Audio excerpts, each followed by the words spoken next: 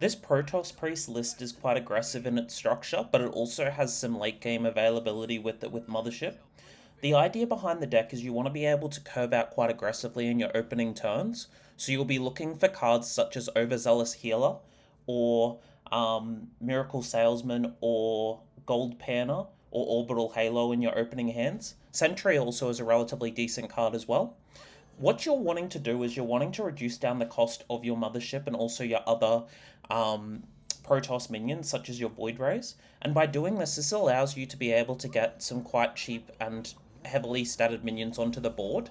And with your early game that you have developed through having the strong 1 drops and 2 drops, you're able to quite aggressively go into your opponent. And if and when they do get past your opening burst, you're able to use your late game quite well. You can use Narian's Soothe Fancy as well to be able to get some extra value coming from your more important cards. And you can also use things such as Chrono Boost plus Hallucination to be able to deal heavy burst to your opponent. In addition to that, by using Power Chord Synchronize, you can get multiple Centuries or multiple Motherships out as well, and this allows you to combo onto your opponent with your higher cost minions by being reduced down by 1.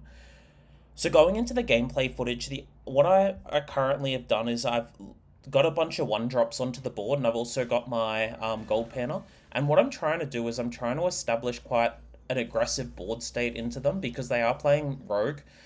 With Rogue, you generally want to make sure that you're out tempoing them and you're dealing more damage. And you want to make sure that you are getting some good value coming from your minions as well. So I end up just trading my 3-4 zealot into their minion just because I don't want them to be able to trade just in case into my panel without if they had quick pick as their card. So what I've ended up doing here is I've put a hallucination onto the zealot. It possibly was a better play just not doing this because I didn't realize that they would be playing Tarslick. Like a lot of rogues have dropped Tarslick. And by doing this, you'll see in the future turn that they're able to use it to get extra damage, extra health restored. So they end up using the Tarslick here, which obviously clears that minion that's there. And then they also are then able to get the extra burst coming from it as well. They should have gone into my they they went into my zealot, which is okay, but the fact that I have the gold panner still on the board is still very strong for me. But with the Tarslick buff that's there, it means, and with the double damage that's coming from the hallucination, it means that they end up getting 20 health back by doing that particular play. And then obviously it does put me into a situation that now they're able to enter the mid game with quite a lot of health. I did have them quite low, but obviously with the hallucination, it did mean that they ended up getting some more health back in general for it. What I'm looking at trying to do is I'm trying to get my Void Rays a lower cost as well, but I'm also trying to apply quite a lot of pressure towards my opponent to make sure that they don't have any sort of easy way to heal a bunch of health. And if they don't draw into many of their useful spells and things like that, or useful thieved cards, burgled cards, it means that I'll be able to attack them quite aggressively because they won't be able to get an extra weapon proc, extra 1 durability onto their weapon to be able to proc it into me. So I am able to put them down to 5 health, which is quite good for me, but they're still sitting quite strong in terms of their weapon proc. So with their weapon, they are at the moment dealing 9, which is obviously quite a lot of damage to be dealing with. They end up using another Tarslick, so this is going to be another turn that they'll be able to get back quite a lot of health using their cards. But by using the Tarslick, it means that they can only get 1 proc for their Valorok, which is obviously quite useful for me to make sure that I'm not having to really deal too hard with it. Them doing the Shadow Step isn't too much of a concern for the 3-2. Obviously, it means that they're able to get another card into their hand that they'll be able to use for getting another durability onto their weapon. But I am now at a point where they've used both of their Tarslicks, so now they don't have any extra health coming back from their minions. So I am just going to go face with all my damage that I have here.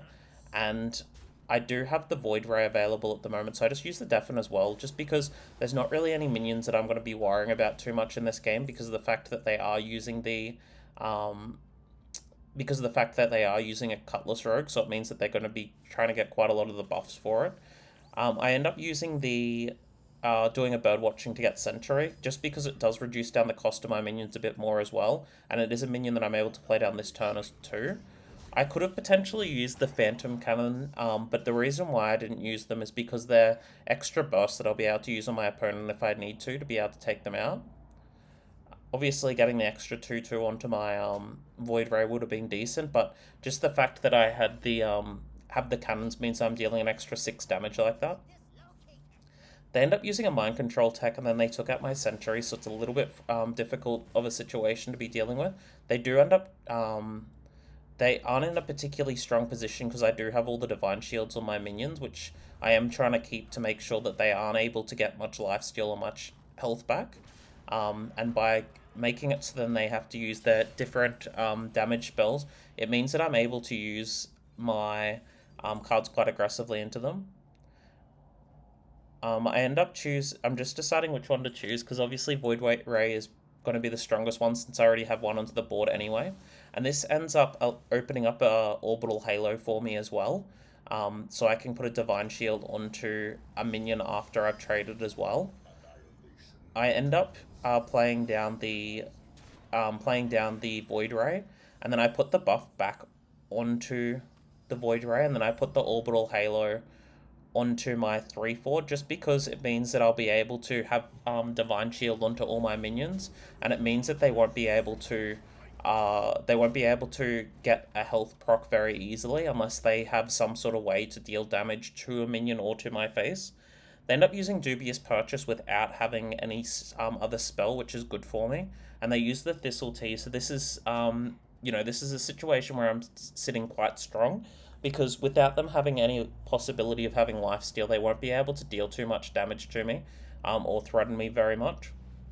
They end up using Shadow Word Pain, and I do still have quite a lot of damage that's sitting in my hand and on my board, so I'm just at the moment counting up how much damage that I have available to me to make sure that I do have lethal. With the cards in my hand and the 17 damage on board, I can just apply lethal by doing that. So I play down the Photon Cannon and I play down all my other stuff. I wouldn't really need to worry about it though because I already had the damage. And then I just get lethal onto my opponent. So yeah, what it shows is that the deck is quite aggressive, but it does have the ability to deal damage into the late game as well. The cards, once again, that you're wanting to mulligan for is you're looking for Gold Pan, or you're looking for Orbital Halo, Overzealous Healer, and Miracle Salesman's decent, and also Chrono Boost is decent. Something that you do need to think about as well is the reason why you don't look for bird watching is because of the fact that you're not going aggressive into your opponent, then you're going quite not very aggressive because of the fact that you are using all your 2 mana for that turn 2 play that they then would be able to capitalize on. Bird watching in general is stronger in the later turns to be able to use. Something else to also think about is if you play down Orbital Halo, don't play it onto your Overzealous Healer before it's spell burst activated. It's because otherwise it will silence and you'll lose the buff that's placed onto it.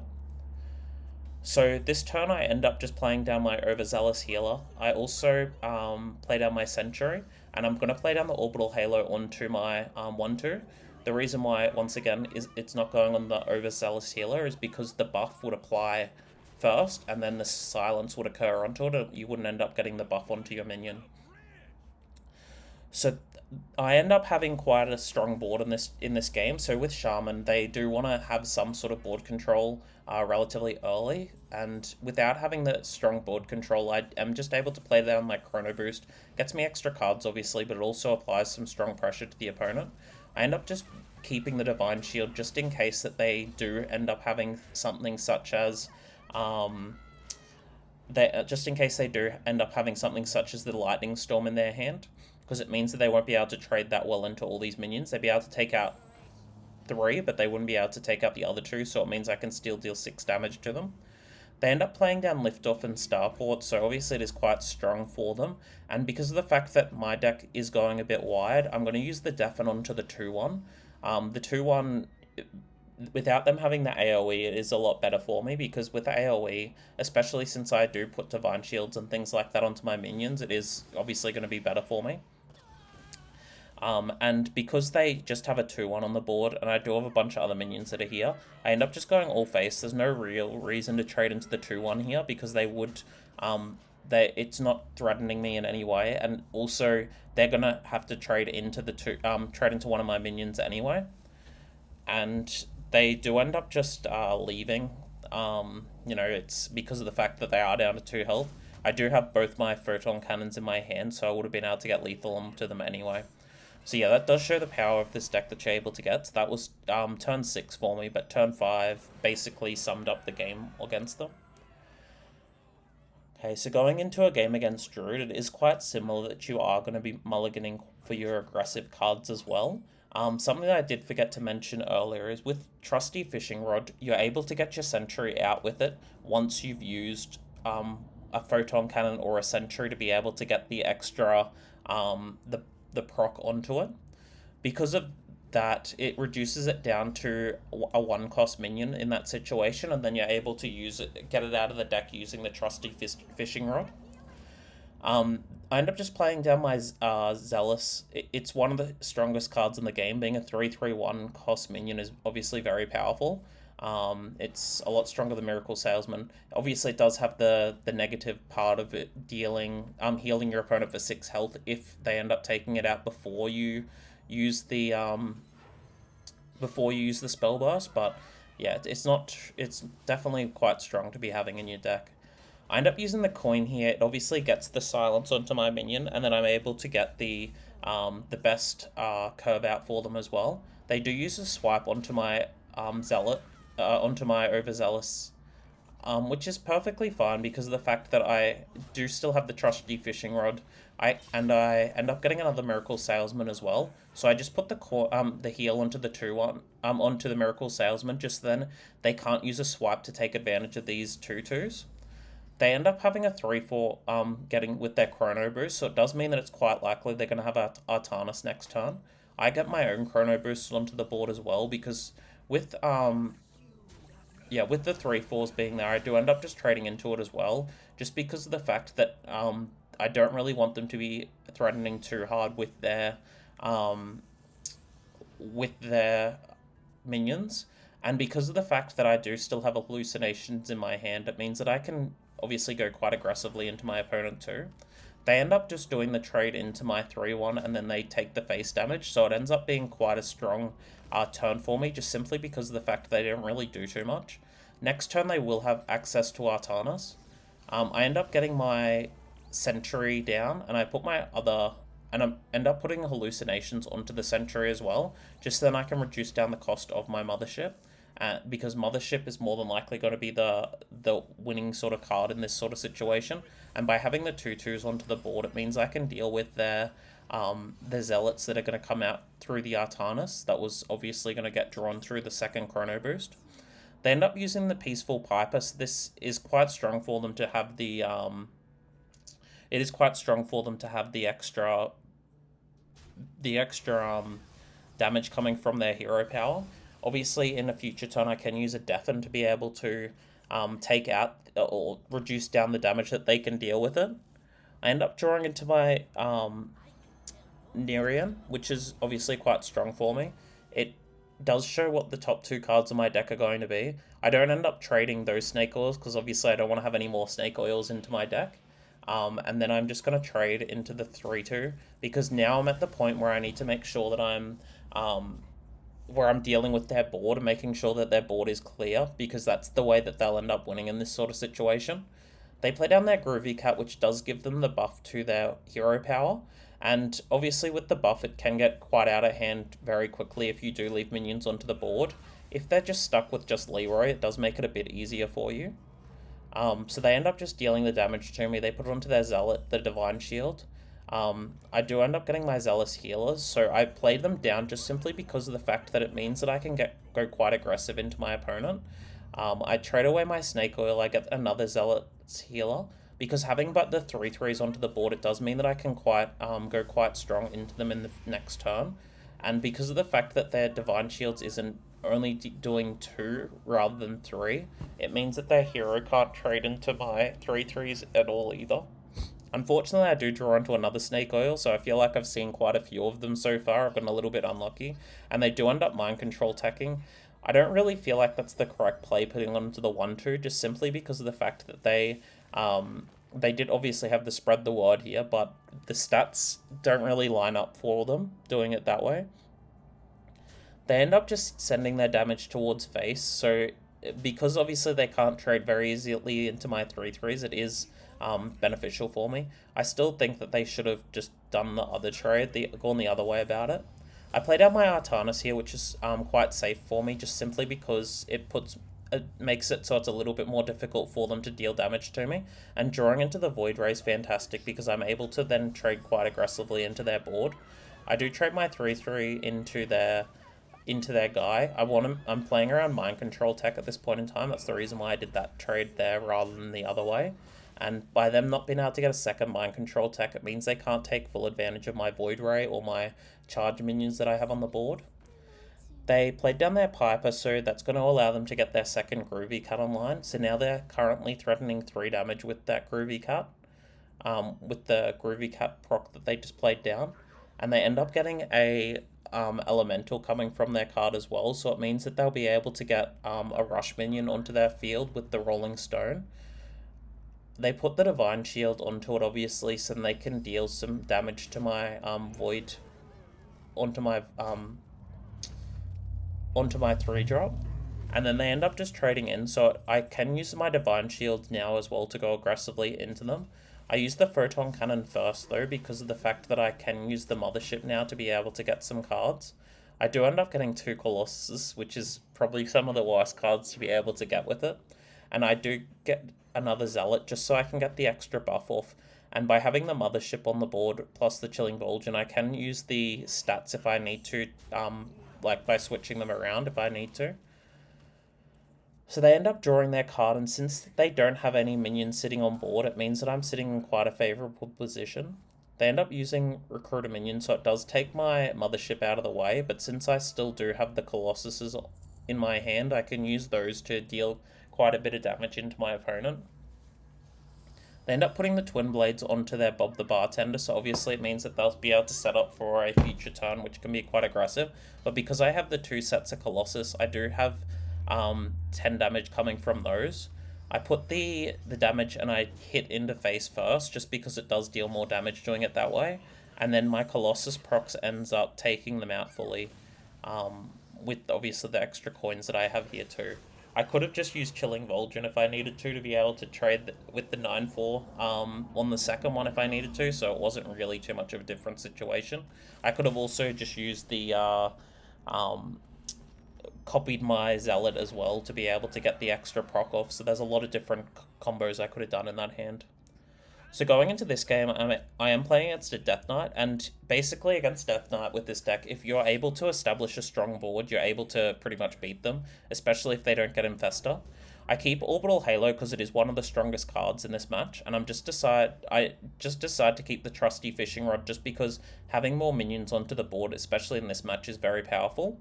I get the Gold Penner, I also get 2 Orbital Halos, which is good for me as well. They play down a Miracle Salesman, so it does mean that they can go quite strong into me. And I'm just deciding right now whether to use my Gold Penner now or not. I do end up using the Gold Penner, and then I put 1 Orbital Halo onto it, just because it means that I'm getting the Divine Shield onto it. They don't have an easy way to be able to take out my 3/3 when it has a Divine Shield on it, so I don't really want them to be able to take advantage of the fact that I do have the Divine Shield there, which is why I didn't play the second one down, just because I don't want to lose my Divine Shield just yet. And it also means I can obviously deal some more damage to my opponent as well. I do play down the Orbital Halo again, the second Orbital Halo in this turn, so I do have the Divine Shield back online. With 3 mana, they don't really have an easy way to be able to take this out as well, since I do have the Divine Shield, so I'm applying quite a lot of pressure towards them. And they end up playing down the Buccaneer and the Horn of Winter, so obviously they are trying to deal with my guy. I luckily did draw into the Deafen, which is quite strong into the 3/2. I didn't play. I ended up I ended up using the Deafen on the 3-2, even though it would have probably been stronger on Infester, because I didn't think that they had Infester in their hand, which is a reasonable guess considering they only had 2 cards, and they also went quite strong into that turn that was there. They play down their Houndmaster, and then they use the charge, so they are going to be trading into my guy now, which is fine because I'll be able to use the trusty fishing rod to be able to get another minion out of my deck. So I play down the trusty fishing rod and trade into the 1/1. Obviously gets rid of its reborn, and then I just go face with my gold panner. The gold panner has been getting a lot of value this game, so it's drawn me an extra 3 cards, which is really good too.